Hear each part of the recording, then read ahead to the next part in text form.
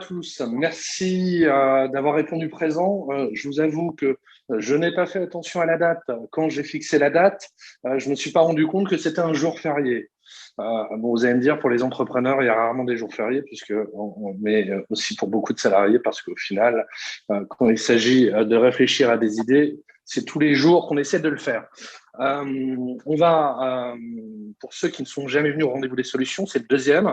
C'est organisé par les entrepreneurs avec Xavier Bertrand. J'en suis le fondateur. Et l'idée de ces temps de rencontre, c'est de permettre à chacun de pouvoir s'exprimer, de pouvoir poser des questions et de pouvoir surtout proposer des solutions. Le premier a eu lieu il y a 15 jours, je suis très content. Des questions de qualité, mais surtout, et moi ce que j'ai adoré, et c'est vraiment, je dirais, l'objectif, c'est au-delà de la question ou au-delà du point de sujet que vous pouvez identifier, c'est d'évoquer quelle est la piste de solution pour vous pour résoudre concrètement ce problème-là. Ce qui nous permet au sein du collectif de pouvoir remonter ensuite les idées directement à Xavier Bertrand, de pouvoir échanger avec lui. Par exemple, vous verrez incessamment sous peu dans les 48-72 heures qui viennent, qu'un sujet qui nous a été remonté fortement sur les matières premières et les difficultés que ça pouvait occasionner, en particulier sur les métiers de l'immobilier, va faire l'objet d'une décision dans les prochains jours.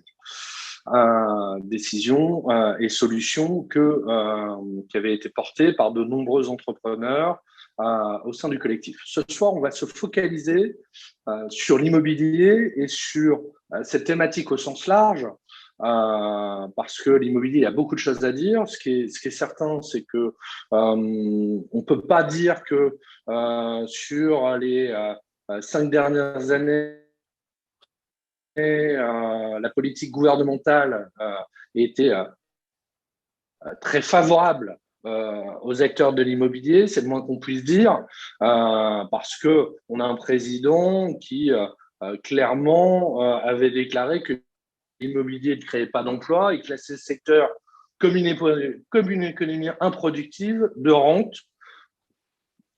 alors que vous le savez aussi bien que moi, l'immobilier, c'est 2,5 millions d'emplois, c'est 18% de la valeur ajoutée du PIB en France. Et puis on le dit souvent, quand le bâtiment va, tout va. Force est de constater que l'accession à la propriété est un sujet de plus en plus difficile. Alors l'allocation, en ce moment, artificiellement, l'effet Covid fait qu'on a l'impression que ça va un petit peu mieux parce qu'il y a un peu moins de tension, parce qu'il y a moins de touristes, il y a moins de locations saisonnières. Mais on sait que c'est juste une petite parenthèse, que dans quelques mois, en tout cas on l'espère, que ça ira mieux la situation Covid et que tout ça va revenir à peu près dans la même configuration qu'avant. Voilà, au fond, on a beaucoup de sujets qui nécessitent de réfléchir, qui nécessitent de se poser les bonnes questions et de poser des solutions. Et moi, je pars du principe qu'il n'y a rien de mieux que de s'adresser aux gens qui le vivent, à la fois des gens, des professionnels immobiliers, mais aussi, j'en suis certain qu'il y a aussi des gens qui sont avec nous ce soir, qui ne sont pas des professionnels immobiliers, mais qui sont des consommateurs finalement d'immobilier, que ce soit par des travaux, que ce soit en étant propriétaire, que ce soit en étant investisseur. Et je suis certain que vous avez, vous, des solutions. Je dirais que moi, il y a un principe assez clair aujourd'hui, je pense, c'est qu'il faut arrêter la surenchère des normes dans les c'est la surenchère de politique fiscale qui bouge en définitif, qui va permettre de s'installer de façon très stable. Ce soir, j'ai invité Yacine qui sera l'animateur, on va dire, dédié de ce rendez-vous ce soir. Pourquoi Parce que Yacine a monté au sein des entrepreneurs avec Xavier Bertrand, on va dire un peu une filiale, voilà, ou un autre collectif, mais je dirais d'inspiration de ce qu'on a fait, en regroupant des professionnels de l'immobilier. Donc je dirais que lui est plus spécialiste que moi sur le sujet, même si mon passé et mes liens de connexion avec le monde de l'immobilier ont toujours été très présents. Mais je dirais que c'est lui qui va surtout animer et qui va fédérer. Il vous expliquera en fin de réunion ce qu'est le collectif. Et puis, je vous invite, pour ceux qui n'ont pas rejoint le collectif, à nous rejoindre ou à rejoindre Yacine si vous êtes passionnés par l'immobilier. On va démarrer sans plus attendre. Je vais juste donner la parole à Yacine pour qu'il se présente en 2 minutes.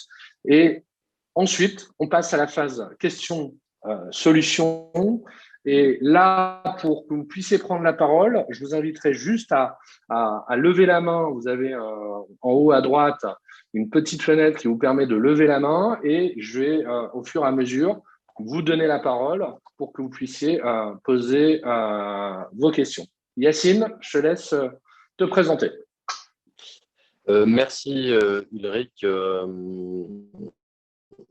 Alors, je m'appelle Yacine Kassimi, j'ai 31 ans, je suis responsable du projet, du volet logement et mobilité du projet Canal Seine Nord Europe, donc projet assez structurant pour la région des Hauts-de-France, mais également pour le pays et plus encore même pour l'Europe et la compétitivité économique de l'Europe. Voilà, globalement, je suis membre du collectif des entrepreneurs. J'ai effectivement monté cette filiale bien avec l'aide d'Ulrich, de filiale de l'immobilier, qu'on espère vous voir rejoindre très prochainement. D'ailleurs, je tiens à remercier quelques membres que je vois présents et connectés, hein, Colette, Alain, Fabienne, Alexandre et Christophe. N'hésitez pas donc à nous rejoindre parce que je considère, et c'est l'esprit même du collectif, que plus on est, plus on sortira des solutions qui émanent du terrain et qui sont concrètes et qui aideront bien évidemment à trouver des solutions pour le secteur, mais dans l'intérêt général, parce que le logement, c'est d'abord, c'est un marché, mais c'est également trouver, il est mu par l'intérêt général. Donc, nous devons travailler en ce sens et je vous invite à nous rejoindre pour trouver des solutions.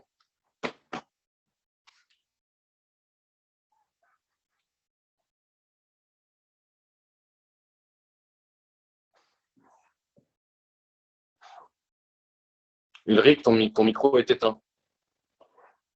Ah, est-ce que vous m'entendez correctement? Voilà. C'est toujours un exercice compliqué. La première question, la première prise de parole. La première personne a toujours du mal à se lancer.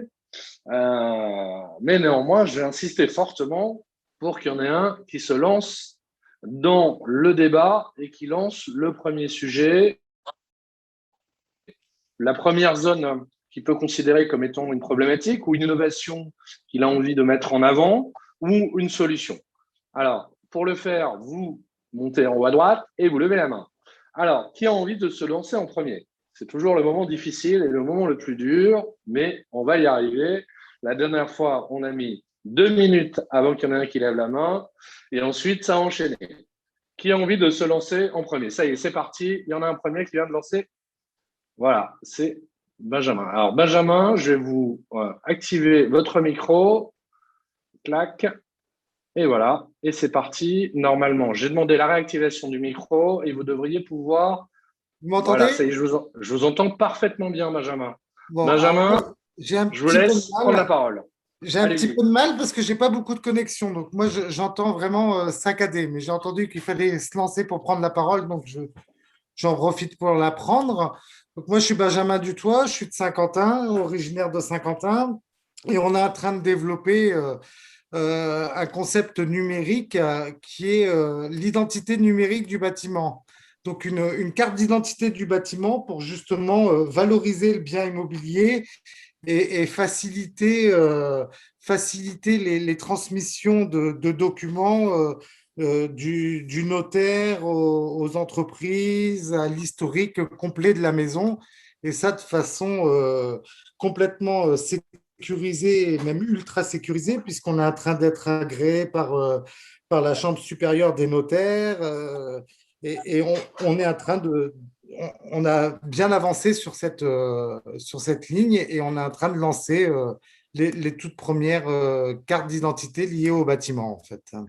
L'idée, si je comprends bien, c'est de reprendre dans cette carte d'identité et de sécuriser tout ce qui est diagnostic énergétique, tout ce Tout, qui est diagnostic, plan, construction, matériaux, l'identité complète. l'identité complète, Moi, c'est toujours très intéressant l'identité complète de l'habitation et du logement. Ça sera pour les bureaux et pour les logements des particuliers, je suppose, pour les deux. tout, Je ne sais même pas pour si vous les m'entendez, Benjamin, agriculteurs, comme vous aviez énoncé que vous aviez un problème de connexion. Oui, oui, je vous D'accord. entends. Oui, oui, oui, même juste aux Yacine, je te laisse agriculteurs. rebondir. Vous m'entendez? Je pense qu'il a pas fini, Benjamin. Allez-y, Benjamin. Je dis oui, oui, ça va même jusqu'aux agriculteurs pour recenser l'historique de leurs terres sur plusieurs années, l'historique de leur culture. Ils peuvent avoir accès à toutes leurs archives et de manière très sécurisée. Et ils peuvent transférer ultra facilement en cas de sinistre ou pour une habitation. On peut transférer facilement le dossier à l'assurance parce que demain, une maison qui brûle, on n'a plus rien à transférer à l'assurance. Là, tout est archivé et tout est stocké et dématérialisé. Il suffit d'un clic pour donner l'accès à l'assureur et l'assureur récupère toutes les données de la maison. Et dans l'autre sens, un entrepreneur qui vient faire les travaux, on peut lui donner un accès limité et lui laisser accéder uniquement aux besoins dont il a, c'est-à-dire les plans, les surfaces, l'historique des travaux qui ont été faits. Et lui pourra donc évaluer ses travaux là-dessus, pourra voir le suivi des travaux et pourra insérer, une fois les travaux faits, c'est lui qui envoie la facture parce qu'on a un identifiant qui s'appelle le Codibat avec un flash code. Il flash, il envoie directement sa facture dans le logiciel et c'est archivé automatiquement en fait. J'imagine que au-delà du gain du temps, il y a aussi des gains, j'allais dire, de productivité économique. Ah ben, il y a des gains de productivité économique, il y a un gain de temps, il y a une sécurisation des données, il y a une transmission des données. Et encore une fois, on gère la jauge, on transmet ce qu'on a envie de transmettre, mais il y a une transmission des données lors d'une cession de maison. Demain, vous vendez votre maison ou vous en achetez une.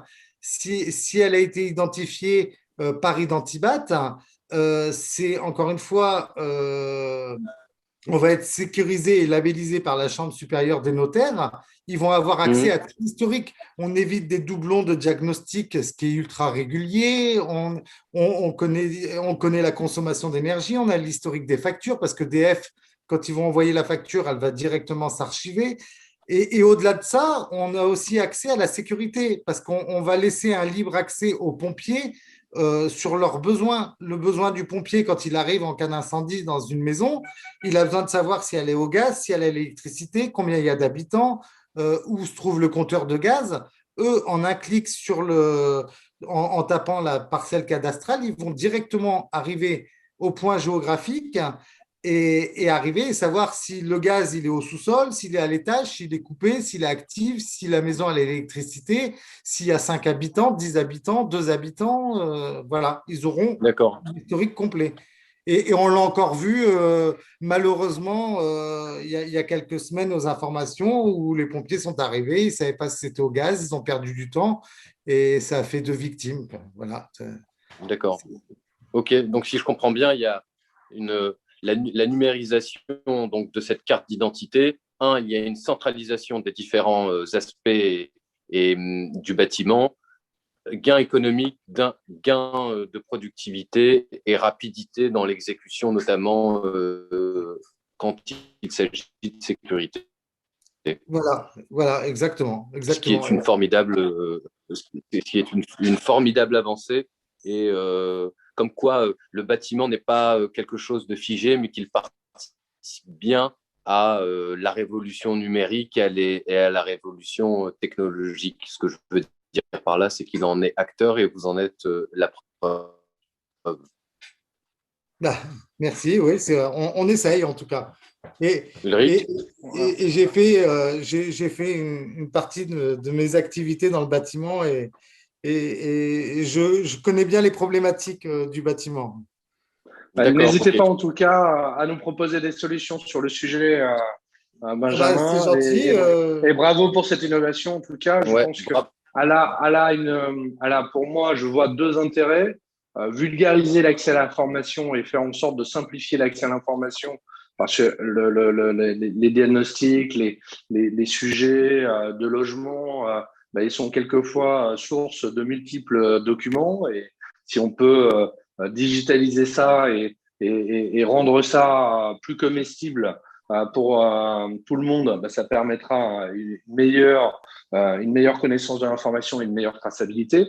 Et puis, derrière, n'hésitez surtout pas si vous avez d'autres idées, d'autres solutions à nous proposer. Et puis, je vous souhaite tout mon succès pour cette belle création entrepreneuriale. C'est gentil. Et puis, c'est pareil, hein, j'espère en tout cas que ça avancera.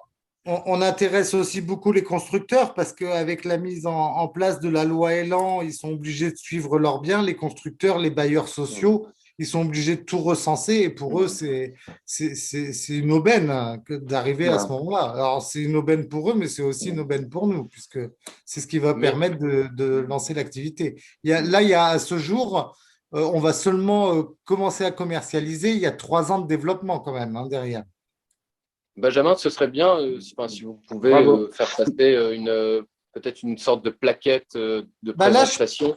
Je peux vous mettre un lien. Alors, attendez, comment je fais? Voilà. Je vous laisse mettre un lien dans la partie conversation ou vous posez votre lien, vous faites un copier-coller. On va enchaîner sur la deuxième question. N'hésitez pas d'ailleurs, je vois qu'il y a des mains commencent à se lever. Je vois qu'Anna avait levé la main. Je vais vous donner la parole. J'ai juste coupé le micro de Benjamin en attendant et je vais Anna, vous activez votre micro. Clac. Voilà. Ça y est. C'est parti. Votre micro doit être activé, Anna, je pense. Est-ce que vous nous entendez? Oui, bonsoir. Je vous entends. Bonsoir. Est-ce que vous m'entendez? On vous entend parfaitement bien. D'accord. Donc, je m'appelle Anna Kulpanowska, j'ai 42 ans et je m'occupe de la gestion immobilière quasiment depuis 20 ans. Et en France, ça fait quelques temps. Et face à certaines difficultés vues actuellement rencontrées, j'ai quelques réflexions que j'aimerais bien partager avec vous. Peut-être peut-être ça va améliorer la situation dans certains sens. Notamment, j'aurais parlé de la loi Allure, des fonctionnements de ces contrats, fameux contrats, comment ça se passe uniquement sur les résiliation du bail et tout ce qui est lié dans les contextes juridiques. Notamment qu'on est obligé de passer par le tribunal pour constater résiliation du bail et de demander une demande d'expulsion. Je trouve que, oui, c'est vrai, je vis actuellement ça. Je trouve que déjà, il est énorme, devrait être améliorée cette clause et être plus efficace dans l'exécution. Parce que ça fait déjà engager beaucoup de temps, ça prend du temps au tribunal de traiter ce genre de dossier par les juges. C'est impossible. Déjà, en tant que, pas professionnel, en tant que les acteurs d'immobilier, on perd de l'argent, ça nous met en difficulté financière.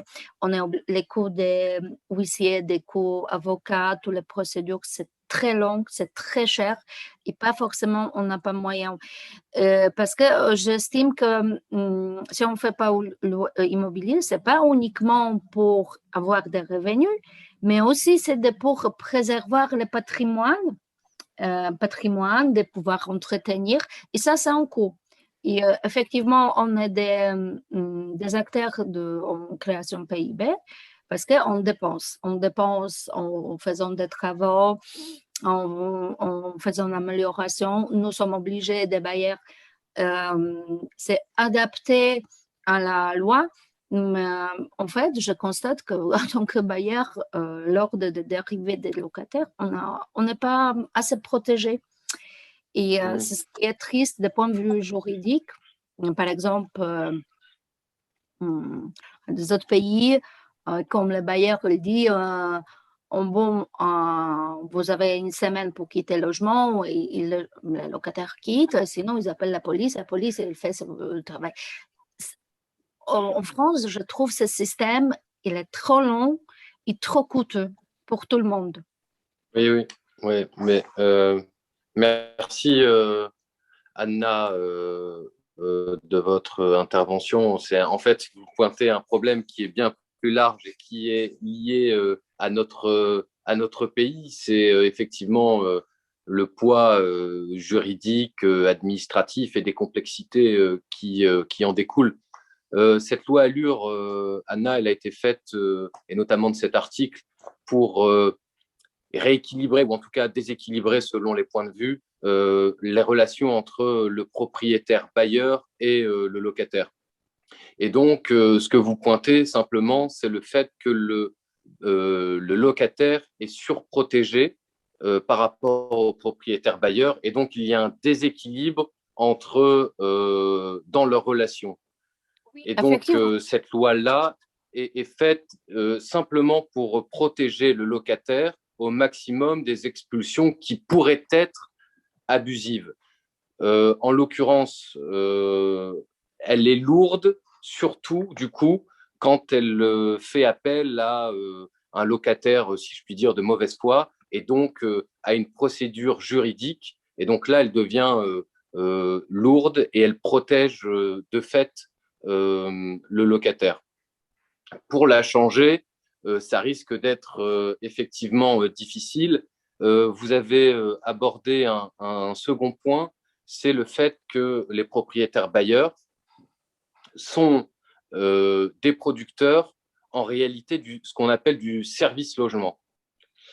Mais ils subissent en France notamment une certaine lourdeur fiscale qui attrait en fait à l'ensemble du secteur. Que ce soit la production du logement, que ce soit le propriétaire, j'allais dire, occupant. Tout au long de sa vie, le logement est taxé lourdement, contrairement à d'autres pays. Et donc, effectivement, il faudrait des solutions de rééquilibrage entre les statuts d'occupation, entre le propriétaire occupant, entre le locataire et le propriétaire bailleur. Mais tout ceci est à la fois complexe et passionnant. On n'a pas vraiment de solution, sauf si peut-être vous pouvez en proposer une. Mais c'est clair qu'on a bien conscience qu'il faut modifier, ou en tout cas rééquilibrer les relations entre locataires et propriétaires bailleurs. Moi, je pense que déjà au moment d'envoyer l'encombrement de paiement par le huissier, ça déjà, les contrats-bail, ils devaient automatiquement déjà résilier après un délai de 2 mois et après pour déjà décharger de l'administration. Et je pense que quand même, il y a beaucoup d'abus de la part des locataires. Souvent, ce sont de mauvaise foi et on est obligé de subir, justifier. Mais quand même, je pense que dans la Constitution, les biens à propriété, ils doivent être défendus quand même si on a déjà, ils ont été mis déjà en place plein de mesures pour équilibrer, pour protéger, par exemple, des locataires contre les logements insalubres, où je suis tout à fait d'accord, ça ne devrait pas avoir lieu. Ouais. Mais quand même aussi, nous, les bailleurs, on doit être aussi protégés parce que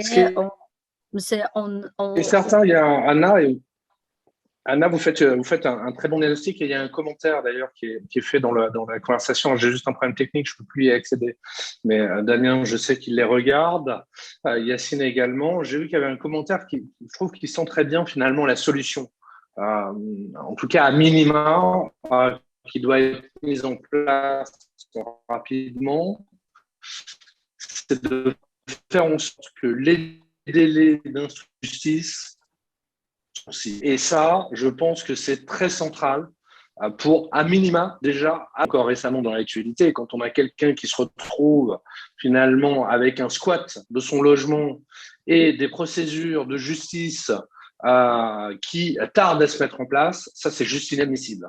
Et donc, à minima, en tout cas, la solution immédiate et je dirais très très concrète, c'est de faire en sorte qu'on ait des procédures accélérées qui permettent de rendre une décision.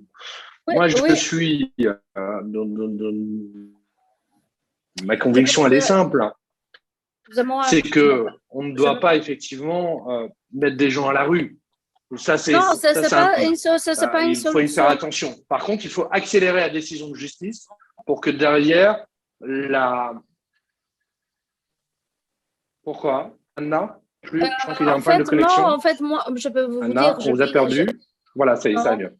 Je vis une situation, je suis en fait tyrannisée par mon locataire, ça fait dure quasiment 3 ans.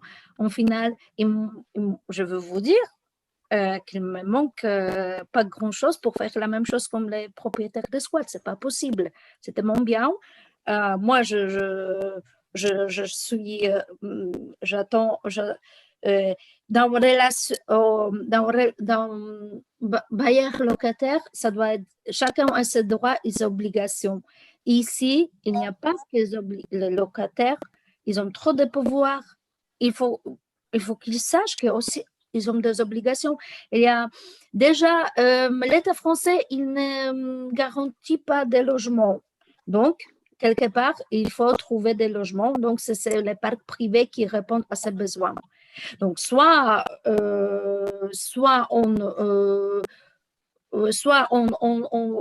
l'État français va favoriser les parcs privés, soit il prend la responsabilité de fournir des logements, de logements sociaux. On ne peut pas donner de logement et encore toujours être pénalisé. Ce n'est pas possible. Je partage, Anna. Ce que je propose, c'est qu'on passe à la question suivante. Merci, Anna, en tout cas, pour vos propos. Je pense qu'effectivement, le sujet, il est complexe. Merci beaucoup, Anna. Yacine, effectivement, nous a éclairé dessus. Je pense qu'il mêle à la fois les droits et les obligations de chaque partie, ce que vous avez identifié, Anna, et qui doivent être plus clairs et plus précis. Les délais de justice qui ont été soulevés dans le bloc conversation, ça en est un également, c'est un sujet central, parce que si on a des droits et des obligations et que derrière, on a un système judiciaire qui n'est pas en mesure de pouvoir appliquer rapidement des décisions et de statuer, c'est pas possible. Et ensuite, ce que vous disiez à juste titre, Anna, il faut qu'il y ait aussi des solutions pour ceux qui se retrouveraient en difficulté, à la fois du côté du propriétaire pour que l'État soit à ses côtés et soit aussi aux côtés d'un locataire qui peut être en difficulté et de trouver des solutions dans le parc social. Aujourd'hui, il n'y a pas de solution ni pour l'un ni pour l'autre. Voilà. Ce que je vous propose, Anna, on va enchaîner sur la question suivante et on va essayer d'avancer concrètement sur ce sujet-là. En tout cas, Anna, vous faites bien de pointer le sujet et on va essayer très rapidement de revenir vers vous avec des solutions plus concrètes. Mais je pense que les 3 sujets que j'ai pointés, finalement, ils résument bien un peu la problématique. Je pense que Yacine il retravaillera avec son collectif sans aucun sujet. Dominique, je vois que vous êtes le prochain sur la question, donc je vais vous réactiver votre micro. Clac. Allez-y, Dominique, je vous écoute. Oui, bonsoir. Je pense que votre micro est en train de se réactiver. Allez-y. Attendez, je réactive. Est-ce que ça fonctionne? Ça ne devrait pas tarder à fonctionner. C'est parfait, ça fonctionne, Dominique. Allez-y. Oui, alors donc, je voulais faire d'abord un constat, c'est qu'il y a un déficit considérable de logements dans notre pays. Le deuxième point qu'il y aura à débattre, c'est le logement social et les quotas, mais ce n'est pas ce soir qu'on va le résoudre. Et puis le troisième point qui me tient à cœur, j'ai travaillé l'été dernier avec Mathias Bacchino sur le projet dépendance, c'est toute l'adaptation des logements pour les personnes âgées pour qu'elles puissent rester à leur domicile. Et ça va être des chantiers considérables à mettre en place. Voilà. Ouais. Vous avez pointé 3 sujets qui sont très en lien direct avec l'immobilier. Je vais laisser Yacine éclairer là-dessus et peut-être Dominique aussi, dans les 3 sujets, si vous pouvez nous donner une conviction de solution que vous imaginez pour les dessiner. Mais je vais laisser Yacine rebondir. Allez-y, vas-y Yacine. Non, je suis désolé, Dominique. En plus, mon stylo n'a plus d'encre, donc j'ai du mal un peu à prendre des notes. Mais globalement, j'ai cru comprendre que vous posiez la question donc, du déficit structurel de logement dans notre pays. Alors, je suis assez d'accord avec ce constat, et d'ailleurs, l'ensemble de la profession l'est. Mais attention à ne pas tomber dans le slogan, si je puis dire, ou slogan politique, qui est de dire qu'il faut, par exemple, construire 500 000 logements, qui ne dit pas où, parce qu'il faut construire là où sont les besoins, parce qu'on pourrait très bien construire 500 000 logements ailleurs, sur les zones détendues, par exemple.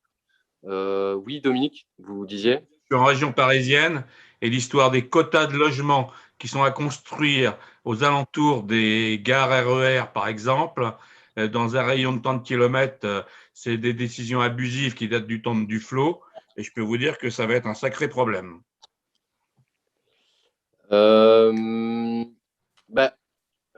Pourquoi ce serait un sacré problème de construire des quotas de logements autour des gares? Bon, en région parisienne, on manque un tout petit peu de foncier.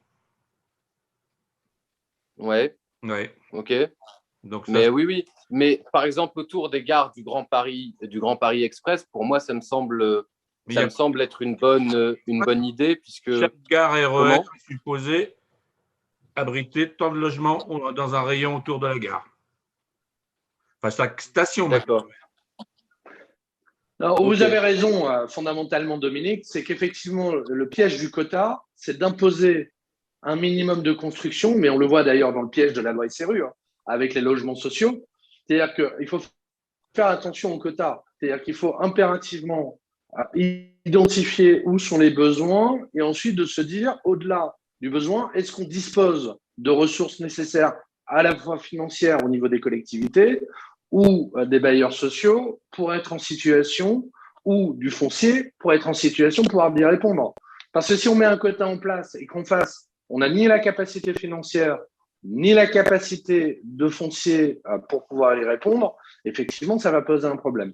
Après, où je rejoins la logique de dire attention à la course, à dire qu'il faut construire X logements, oui, sur le principe, oui, bien sûr, il faut construire des logements. Par contre, il faut impérativement qu'on ait une vision très, très précise d'où les construit. Et le problème, en tout cas que je vois et que je situe, c'est qu'aujourd'hui, on est dans un système hyper centralisé en matière de logement, comme dans beaucoup de sujets, et que si on ne met pas fin à la centralisation sur le logement et sur des décisions qui sont prises exclusivement dans des bureaux ou dans des salons parisiens, on aura une difficulté. Et il faut, à mon sens, accélérer les sujets de décentralisation, redonner du poids de décision sur la politique du logement à la fois aux régions, à la fois aux collectivités locales, pour qu'on n'ait plus des mesures qui tombent de Paris, mais des mesures qui sont en cohérence avec les territoires et les besoins des territoires. Paris a ses besoins, Lille a ses besoins, Dunkerque a ses besoins, la Creuse a ses besoins, et je pense que chacun entendra ici que les marchés immobiliers sont bien différents d'un site à un autre. Et il est nécessaire qu'on se pose la question de cette façon-là, et qu'on l'intègre dans une dimension plus générale d'infrastructure, parce que l'immobilier, c'est un lien avec l'emploi. S'il n'y a pas d'infrastructure, il n'y a pas d'entreprise, et donc il faut essayer d'avoir une cohérence, et une cohérence beaucoup plus locale que centrale. Je ne sais pas si Dominique, ça répond à votre premier point qui était très intéressant. Surtout, je voulais signaler, à Paris, par idéologie, Hidalgo décide de faire du logement social, elle préempte dans des immeubles bourgeois, dans des quartiers très chers, donc ça coûte une fortune à la ville de Paris, et là où elle pourrait avoir 3 logements sociaux dans l'est de Paris, elle en fait un seul dans l'ouest de Paris. Ça fait partie des choses dogmatiques qui sont catastrophiques. Oui, exactement. D'autres problèmes. Et puis après, du dogme et de l'absurdité quelque part. Ouais.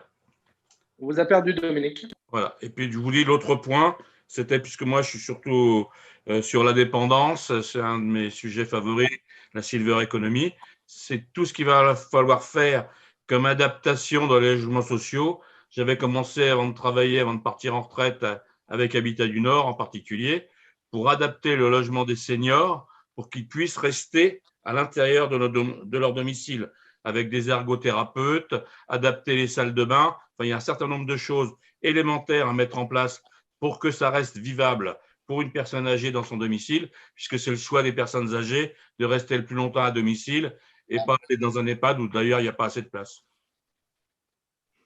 Ouais, exactement. Mais moi, vous avez raison, la dépendance va bouleverser le marché immobilier. Oui. Oui, exactement. Je serais preneur d'ailleurs, Dominique, d'un échange avec vous. Si vous avez bossé sur le sujet avec Habitat du Nord, vous avez peut-être des solutions qui vont au-delà en fait de l'adaptation qui a été. On avait établi ensemble éventuellement. Et puis cette adaptation qui avait été établie, mais qui n'est pas suffisante, hein, qui répond que partiellement dans le projet de loi Elan, l'adaptation des logements est tout à fait insuffisante et qu'il faudrait aller beaucoup plus loin. Et pour abonder aussi dans votre sens et dans celui d'Ulrich, il faut effectivement territorialiser les politiques du logement, notamment au niveau de l'EPCI, et adapter les PLUI. Yacine, pour les non-initiés, c'est quoi l'EPCI? L'EPCI, c'est l'établissement. Si tu peux. Alors moi, je sais ce que c'est, mais je ne suis pas certain que tout le monde le sache. Les établissements publics, j'ai oublié le C et le I, tellement j'utilise. Établissement public, j'ai oublié. Et ils servent à quoi en fait? Juste pour moi comprendre. Mais non, mais en fait, c'est pour désigner.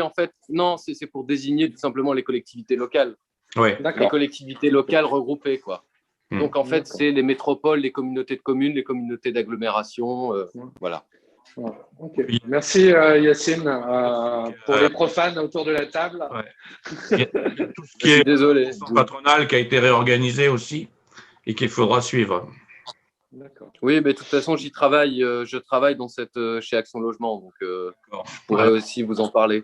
Je parle à un expert. Oui, j'y les ai longtemps fréquentés dans le cadre de mon travail chez Mondial Assistance. Ok, très bien. Merci Dominique pour vos propos. Après, je pense que sur le sujet de la dépendance, il y aura un sujet qu'il faudra creuser. Et là, pareil, autour de la table, nous sommes preneurs de vos idées. Oui. Je pense qu'un des moyens de financer la dépendance, c'est l'immobilier. Et donc, il faut se poser la question, comment demain favoriser les Français et encourager les Français à être propriétaires, dans quelle mesure ça va nous permettre de pouvoir financer la dépendance demain.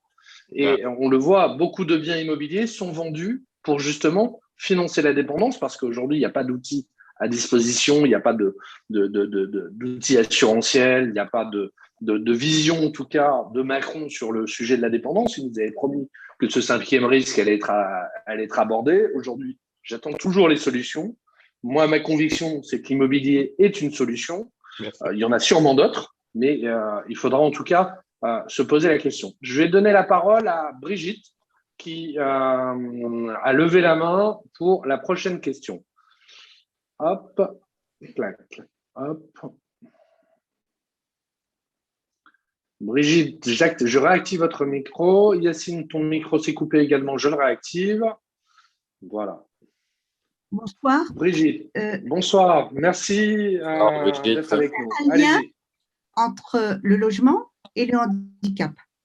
Il y a un problème en France qui est le logement des personnes en situation de handicap lorsque leur revenu diminue avec la retraite et qui ne bénéficient pas de la location adulte handicapé. Alors, il y a de nombre de personnes qui sont en situation de handicap pour des maladies chroniques, qui ont travaillé toute leur vie et qui, malgré la loi extraordinaire que Xavier Bertrand a fait passer en 2006 et qui est rentrée en vigueur en janvier 2007 sur la loi AERAS, n'ont jamais pu emprunter. Parce que dans des villes chères, le surcoût pour emprunter est tel que, et les conditions fait qu'on ne peut pas. Il faut que l'échéance du contrat d'assurance intervienne avant la 71e année de l'emprunteur, que le prêt immobilier ne doit considérer doit concerner la résidence principale, mais ne doit pas excéder 320 000 euros. Donc, vous voyez à Paris quel logement on peut avoir pour 320 000 euros, et sans tenir compte des crédits de relais, mais c'est quand même très difficile. Et donc, Voilà. et puis, ces personnes-là, quand elles arrivent à la retraite, elles doivent quitter leur logement. Elles ne peuvent pas retrouver de logement parce qu'il faut gagner 4 fois le prix de la retraite, etc. Et j'ai une petite proposition à faire, en ayant pas mal réfléchi, c'est qu'il faut que le bailleur, il trouve son intérêt pour garder cette personne. Et il y a une mesure qui pourrait être que, que l'État devienne garant enfin, fasse une compensation. Il inciterait les propriétaires à baisser le loyer pour une personne handicapée arrivant à l'âge de la retraite et qui bénéficie de ce logement depuis des années. Et en contrepartie, le bailleur pourrait se voir attribuer un avantage fiscal. Ça pourrait être qui serait à la hauteur de la diminution du loyer. Je pense que c'est une chose qui pourrait être envisagée et qui qui réglerait bien des problèmes. Il est impossible, je vous en parle en connaissance de cause, je suis médecin, j'ai été dialysée à l'âge de 28 ans. Je n'ai jamais pu emprunter pour acheter à Paris. Le jour où je vais arriver à la retraite, je ne pourrai plus habiter Paris. Donc ça, c'est une double peine. Donc vous avez raison. Vous avez raison. Alors, c'est un sujet que je connais bien, que je connais très très bien également, parce que là, pour le coup, on est dans mon domaine d'expertise de ma première vie, de mes 20 premières années. La loi ERAS, la convention ERAS, ça fait beaucoup de progrès et vous l'avez soulevé et je vous en remercie. Néanmoins, je pense qu'effectivement, il va falloir qu'on rentre encore plus loin sur le droit à l'oubli, sur un certain nombre de choses qui freinent l'accès au crédit et puis mettre aussi peut-être un peu plus les assureurs à contribution et les établissements financiers à contribution sur ce sujet. En tout cas, on voit que ça a progressé, et vous l'avez dit, on a progressé sur le sujet, mais il faut qu'on aille plus loin. Ça, c'est la première chose et le premier point que je vais soulever, parce que pour moi, il est juste pas possible que quelqu'un ne puisse pas accéder à la propriété parce que à 28 ans, comme vous l'avez dit, j'ai eu une dialyse et donc toute ma vie, ça va me poursuivre et c'est juste impossible. En tout cas, pour moi, c'est inconcevable. C'est une discrimination pour moi extrêmement importante et qui est pas acceptable aujourd'hui. Néanmoins, je comprends que derrière, on a un assureur aussi qui a un modèle économique et qui a besoin d'assurer son modèle économique. Il y a eu des progrès plus que significatifs. Et effectivement, Xavier avait fait beaucoup avancer le sujet. Je pense qu'il aura à cœur, s'il revient dans quelques mois, et on le souhaite tous, s'il occupe la fonction présidentielle, de travailler sur ces sujets-là. Après, sur le deuxième volet que j'ai, je pense que c'est un volet qui peut avoir du sens. Après, c'est de dire, il faut d'abord régler le point 1, ce qu'on vient de dire, c'est-à-dire faire en sorte qu'ils puissent accéder à la propriété, parce que au final, c'est quand même ce qu'il y a de plus fondamental, parce qu'à un moment donné, c'est un capital qui est là, c'est un capital que je peux léguer aussi, c'est un moyen peut-être de financer une dépendance future.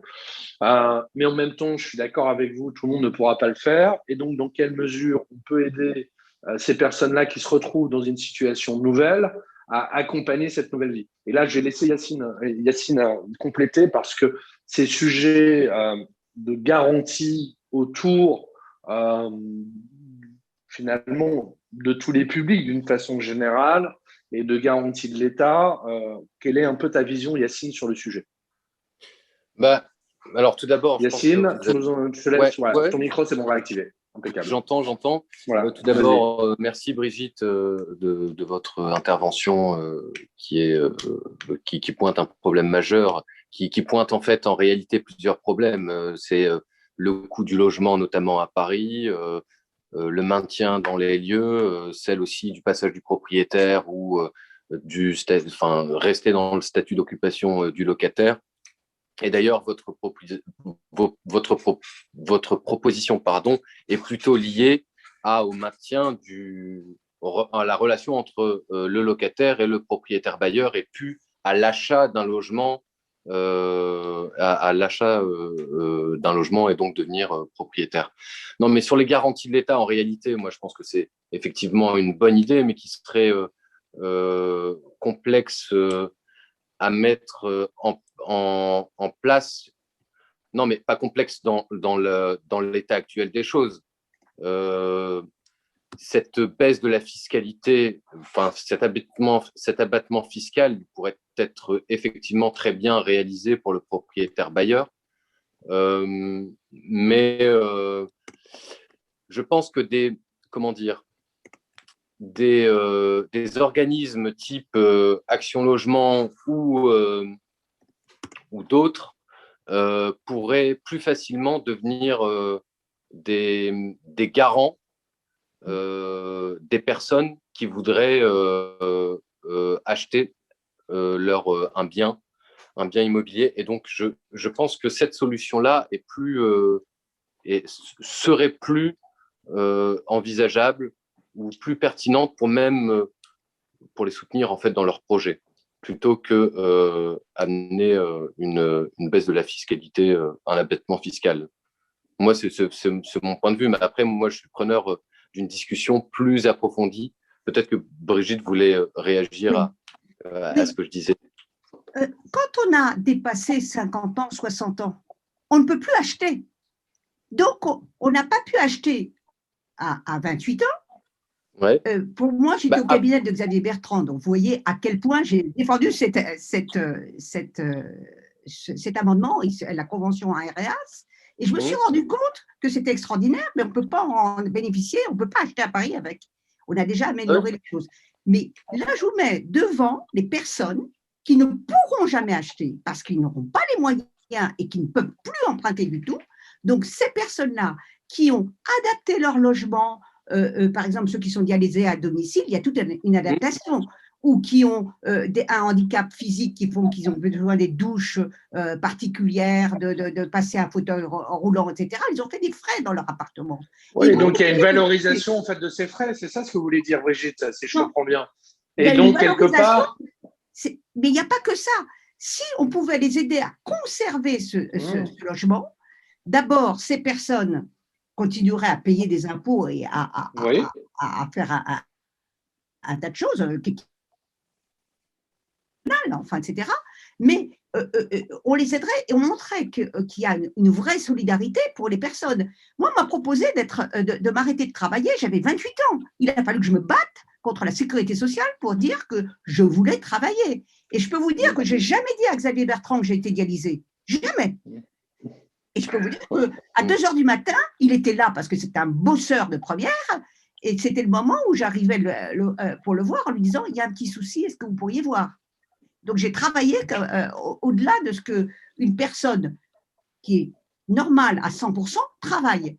Donc, ces personnes-là qui n'ont pas pu acheter et qui ont travaillé et qui peuvent louer leur appartement tant qu'ils travaillent, ne peuvent plus après, ils ne pourront pas se reloger. C'est pour ça que là, ce n'est pas une question d'achat, c'est pouvoir continuer à vivre où ils sont. C'est un peu spécial. J'ai une note, je peux vous l'envoyer, mais je peux l'envoyer à Xavier directement. Non, mais c'est pas spécial, je pense que ça a beaucoup de sens, Brigitte, ce que vous dites. Et je pense qu'il faut qu'on réfléchisse au mécanisme. Est-ce que c'est une compensation fiscale, un peu comme on le fait sur des loyers, sur une prise en charge, en disant finalement, on garde la personne à l'intérieur, ce qui a beaucoup de sens, puisque le logement est déjà aménagé.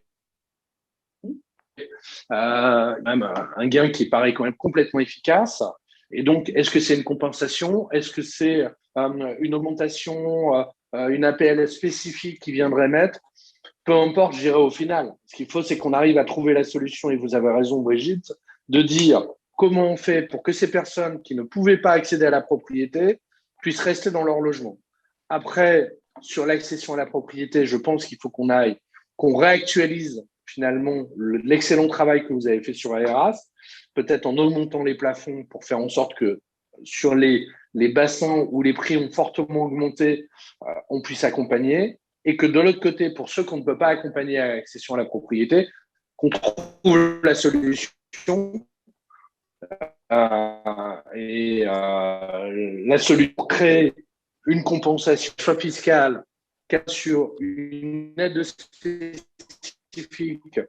domicile puisse rester dans l'organisation qui est en tout cas opérationnel pour que derrière tout puisse bien se passer. Quel point, et Yacine, je pense que ce serait intéressant que tu échanges avec Brigitte.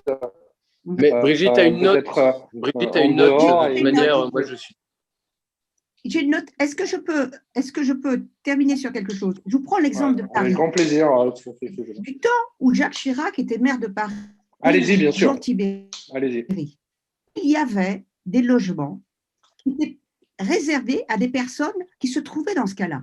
À l'heure actuelle, si vous gagnez plus de 1 800 € ou 2 000 €, simplement, vous êtes exclu totalement par la maire de Paris qui n'a pas compris. Je vois bien avec mes infirmières, je me bats pour que certaines de mes aides-soignantes aient un logement à Paris.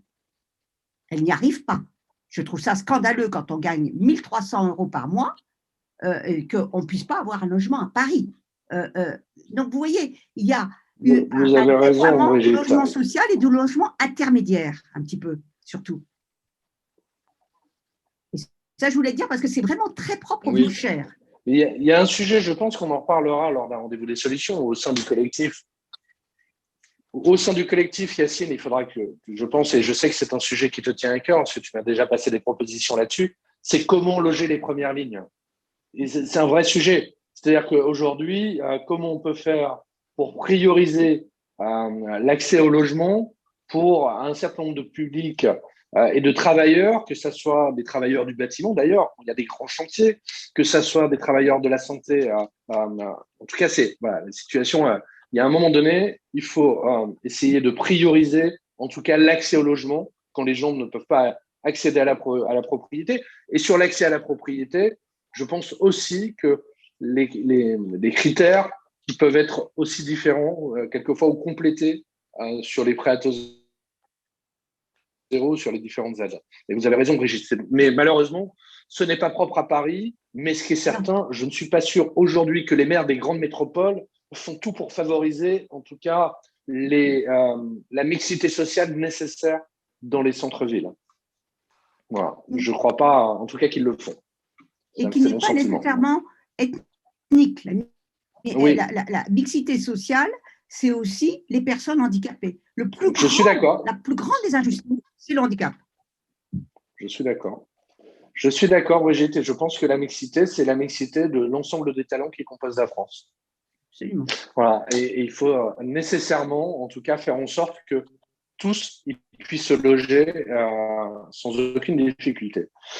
Alors, à chaque fois, je dis qu'on fait 1 heure. On est à 2 minutes de l'heure. Donc, on va maintenir cette logique d'1 heure. Moi, je voulais remercier sincèrement tout le monde parce qu'on est un jour férié. Vous êtes quand même là. Et ça montre bien que le sujet de l'immobilier est un sujet qui tient à cœur à tout le monde, qui est vaste parce qu'on parle de logement, on a parlé ce soir de logement, on a parlé ce soir de dépendance, on a parlé ce soir de comment on fluidifie l'information sur l'immobilier, comment rendre ça plus accessible. On a parlé aussi de justice, on a parlé de droits et obligations, qui est un sujet vaste parce que finalement, ne concerne même pas que l'immobilier, mais bon, en ce moment, on préfère que nos ministres fassent des parachutages dans certaines régions plutôt que de faire leur job. Donc, nous, on va essayer pendant ce temps-là de travailler et de proposer des solutions intelligentes sur les différents sujets que vous avez pu pointer ce soir. Pour cela, moi, je vous invite fortement à passer vos coordonnées à Yacine. Yacine va vous les redonner peut-être dans la suite. Il a une équipe que moi j'ai rencontrée qui est formidable, qui commence à travailler et à proposer beaucoup de solutions sur l'immobilier. Et je crois qu'il faut, en tout cas, en faire un thème important. On le voit, c'est un sujet majeur. C'est un sujet qui concerne tout le monde, qu'il faut simplifier et faire en sorte que l'ensemble des Français aient un toit au-dessus de leur tête, dans des bonnes conditions, soit en étant propriétaire, soit en étant locataire. Moi, je n'ai pas de dogme là-dessus. Mon dogme, il est simple, c'est que tout le monde puisse avoir un toit au-dessus de sa tête. Et pour que tout le monde puisse avoir un toit de sa tête, il faut qu'on ait une vraie vision sur le logement, des décisions fortes. Et force est de constater que Macron a poursuivi, à mon sens, la politique de Hollande, c'est-à-dire, en gros, l'immobilier, c'est pas mon sujet. Sauf que l'immobilier, on l'a dit en préambule, c'est 18% du PIB, c'est 2,5 millions d'habitants, c'est 2,5 millions d'emplois, et c'est quand le bâtiment va, tout va. Yacine, je te laisse la parole pour conclure. Je te remercie beaucoup d'avoir répondu présent ce soir. Ton expertise est très, très intéressante. Tu maîtrises parfaitement bien les sujets et beaucoup mieux que moi, donc je te laisse faire. Non, mais l'essentiel a été rappelé. Simplement, c'est vrai qu'on vit une période, ou en tout cas le secteur vit une période un peu difficile dans le sens où elle a été accablée d'une vision budgétaire et donc on voit bien que l'effondrement de la production de logements neufs témoigne de cette vision et qu'aujourd'hui, la politique du logement a été la variable un peu d'ajustement de la politique budgétaire ou des déficits publics. Donc il faut sortir un peu de cette vision en proposant des choses tout à fait concrètes et tout à fait, mais en même temps un peu innovantes aussi, parce que la politique du logement finalement s'exécute un peu depuis 1977 de la même manière, c'est-à-dire d'abord une politique de la demande et plus une politique de l'offre. Je pense que la réponse est au milieu des deux. Et je voulais remercier l'ensemble des participants ou des questions qui ont été posées parce qu'elles sont très structurantes, à la fois pour moi personnellement dans ma pensée. Elles m'ont fait d'ores et déjà évoluer. Et puis, j'attends surtout d'avoir l'ensemble des personnes qui étaient présentes rejoindre le collectif des entrepreneurs de l'immobilier avec Xavier Bertrand, les notes, les solutions, et pour alimenter nos discussions et nos travaux pour faire avancer cette politique publique importante parce que tu l'as dit, elle sert surtout à loger les Français et c'est un droit fondamental et un principe à valeur constitutionnelle. Donc forcément, nous devons travailler dans ce sens. Donc merci à tous, merci d'adhérer au collectif des entrepreneurs, enfin d'adhérer, de venir nous rejoindre pour travailler sur les sujets, un sujet complexe mais passionnant. Merci à vous. Yacine, ton portable, comme ça les gens peuvent te joindre, si je veux bien le donner. Hein. Alors oui, là je vais pas avoir de trou de mémoire. 06 70 10 76 92. Alors je te laisse le redire une deuxième fois, comme ça tout le monde a le temps de bien le noter. D'accord, je répète, 06 70 10 76 92. Merci beaucoup. Ouais. Je promets une chose, Yacine, je ne dirai pas à ton épouse que tu as donné ton portable publiquement. Je ne le dirai à personne. Merci en tout cas. Merci à tous d'avoir été présents ce soir. Prochain rendez-vous des solutions dans 15 jours, donc le jeudi, dans 15 jours.